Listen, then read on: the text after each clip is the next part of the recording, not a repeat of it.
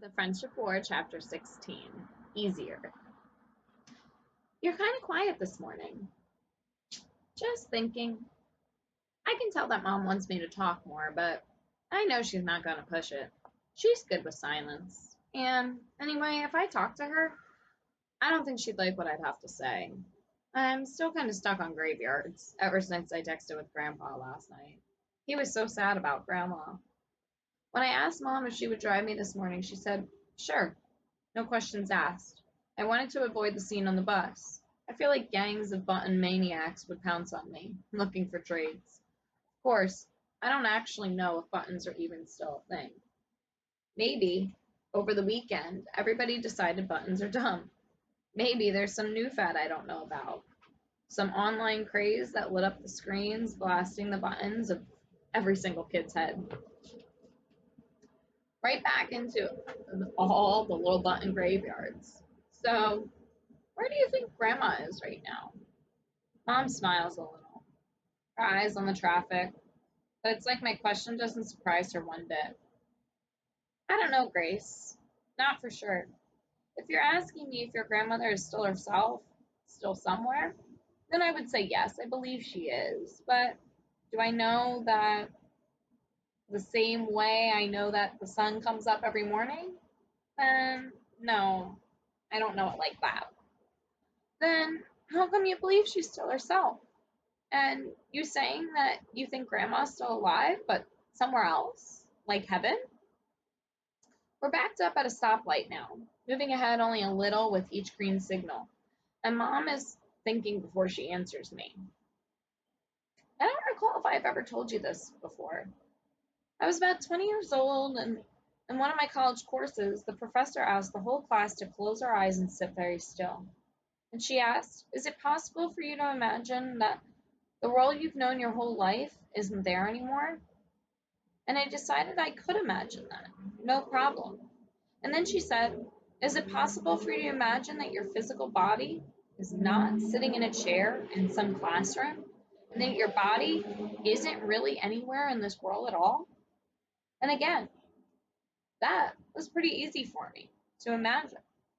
And then she asked, is it possible for you to imagine that the part of you that is doing all this imagining could just stop it and never think anything at all, ever again?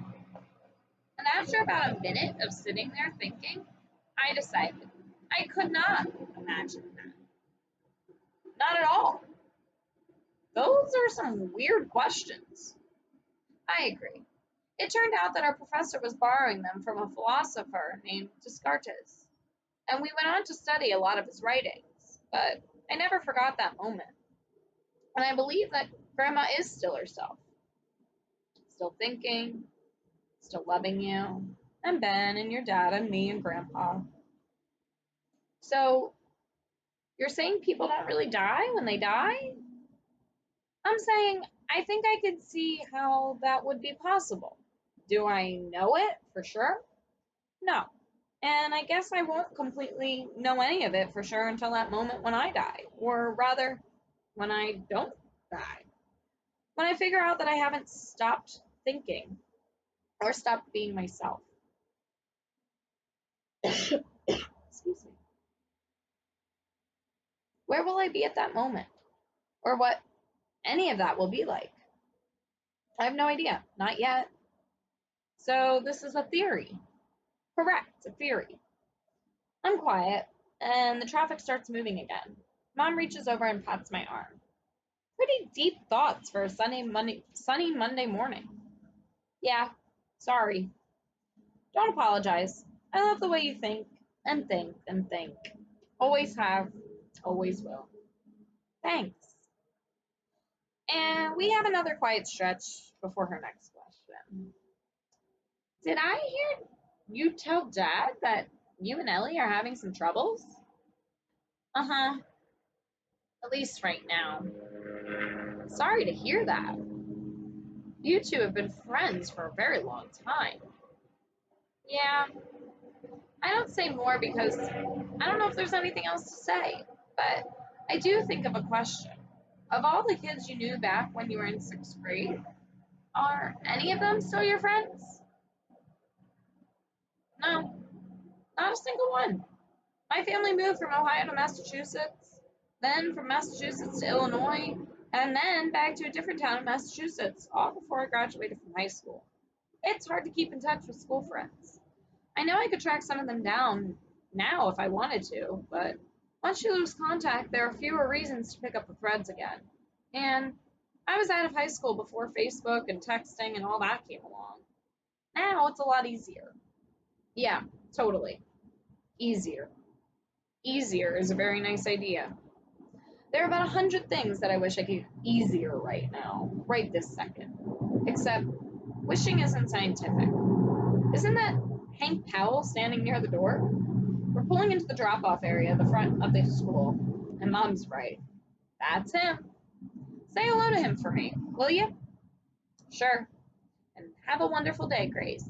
You know how you're always telling your father to stop worrying? Take your own advice, okay? Okay. Thanks for the ride. You're welcome. I love you, Grace. I love you too. Bye. Bye. As the car pulls away, Hank sees me and waves, a smile on his face. I smile back, partly just to be friendly. But there's another reason for my smile.